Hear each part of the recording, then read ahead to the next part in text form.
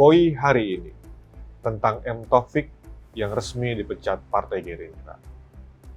Mungkin kita akan harus membiasakan diri untuk tidak lagi mengenal M. Taufik sebagai sosok kader Gerindra.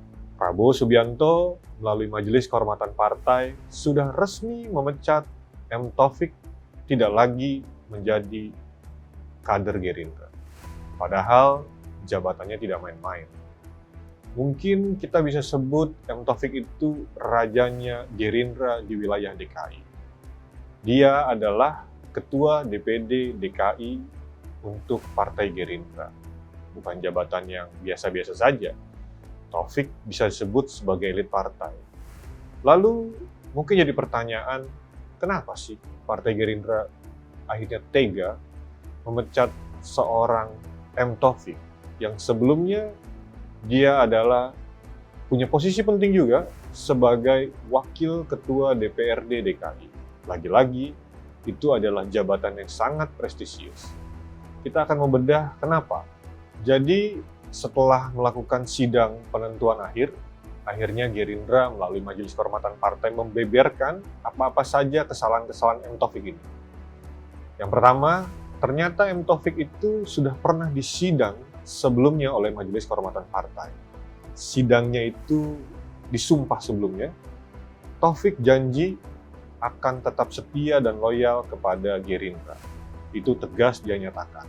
Walaupun kata Partai Gerindra juga saat sidang ada berbelit-belit. Nah, permasalahannya setelah sidang itu, tepatnya setelah posisi M. Taufik tidak lagi menjabat sebagai Wakil Ketua DPRD DKI, dia malah melakukan blunder pernyataan. Bolak-balik dia membuat statement-statement yang bikin panas Partai Gerindra. Apa sih yang bikin panas? Dia bilang dia membuka kemungkinan untuk pindah ke Partai Nasdem, partai besutannya Surya Paloh.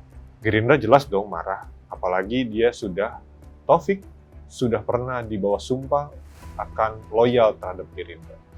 Kesalahan kedua juga gagal memenangkan Prabowo Subianto dan Sandiaga Uno dalam Pilpres tahun kemarin.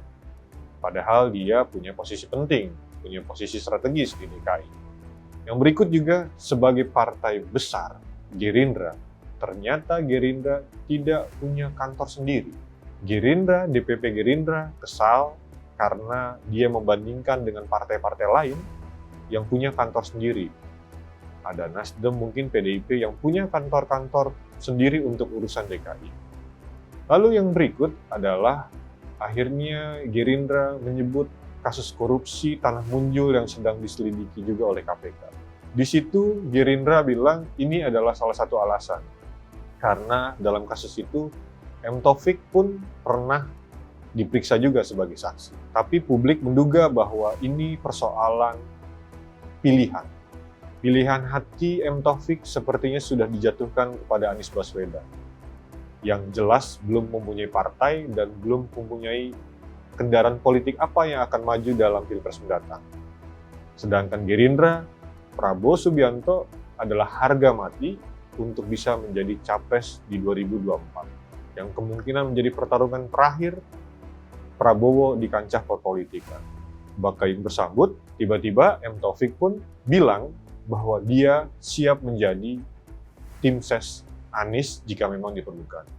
Dia juga menyebut bahwa Anies adalah sosok yang baik. Tapi kita percaya bahwa Taufik tidak akan tinggal diam menghadapi serangan-serangan dari Gerindra. Ketika Anda mungkin membaca berita atau menonton video ini, Taufik sudah merencanakan akan membuat konferensi pers yang akan menjawab segala macam tuduhan-tuduhan yang diserang kepadanya. Kita tunggu saja kelanjutannya, dan mungkin menjadi pertanyaan paling menarik adalah apakah Gerindra dan Nasdem akan pecah kongsi, akan jadi saling serang-menyerang, atau ya seperti kita tahu bahwa tidak ada kawan dan lawan yang abadi di politik. Jangan lupa saksikan terus Voi hari ini.